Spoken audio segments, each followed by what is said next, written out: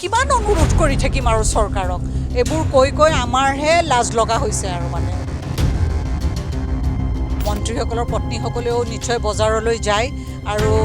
তেওঁলোকে নাযায় কিন্তু তেওঁলোকৰতো কৰ্মচাৰীয়ে বজাৰ কৰিছে তেওঁলোকেতো এইটো মেছেজ এটা পাইছে চ'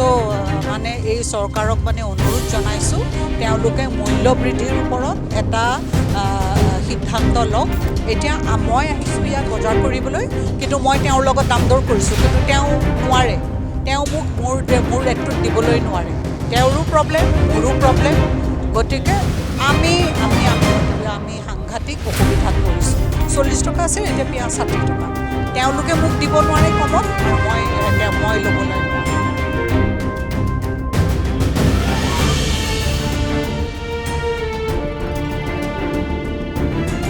এভৰিডে 20, 30, 40কে বস্তুবিলাকৰ দাম বাঢ়িছে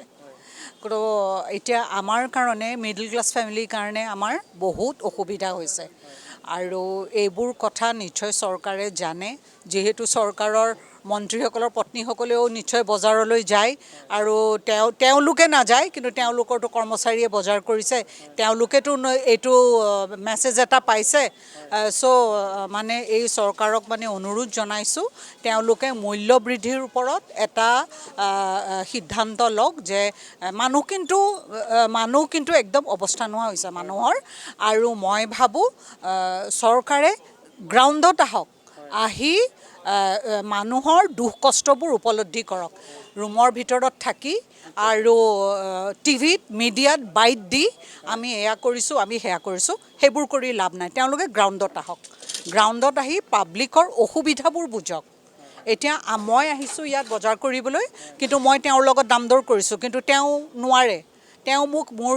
ৰেটটোত দিবলৈ নোৱাৰে তেওঁৰো প্ৰব্লেম মোৰো প্ৰব্লেম গতিকে আমি সাংঘাতিক অসুবিধাত পৰিছোঁ চ' এইটো অনুৰোধ আৰু কিমান অনুৰোধ কৰি থাকিম আৰু চৰকাৰক এইবোৰ কৈ আমাৰহে লাজ লগা হৈছে আৰু মানে প্ৰতিবাৰে এতিয়া পিঁয়াজ আজি 60 টকা 40 টকা আছিল এতিয়া পিঁয়াজ 60 টকা তেওঁলোকে মোক দিব নোৱাৰে কমত আৰু মই ল'বলৈ নোৱাৰোঁ এভৰিডে 20 আপুনি মই যদি আজি দুদিন আগত মই 40 টকাত পিঁয়াজ লৈছোঁ আজি 60 টকা আৰু হয় চাগে আৰু দুদিন পিছত আৰু বাঢ়িব মই কৈছোঁ দেই চৰকাৰৰ প্ৰতিজন মন্ত্ৰী MLA যোন আছে তেওঁলোক গ্ৰাউণ্ডত আহি গ্ৰাউণ্ডৰ ৰিপৰ্ট লওক কি হৈ আছে সমগ্ৰ অসমত একেবাৰে ব্যৰ্থ মই কৈছোঁ ন মিডিয়াত বাইট দি লাভ নাই আমাক মিডিয়াত কথাবোৰ কৈ থাকি লাভ নাই গ্ৰাউণ্ডত আহি তেওঁলোকে জানক কি দুৰ্ভোগ হৈছে মানুহৰ আপুনি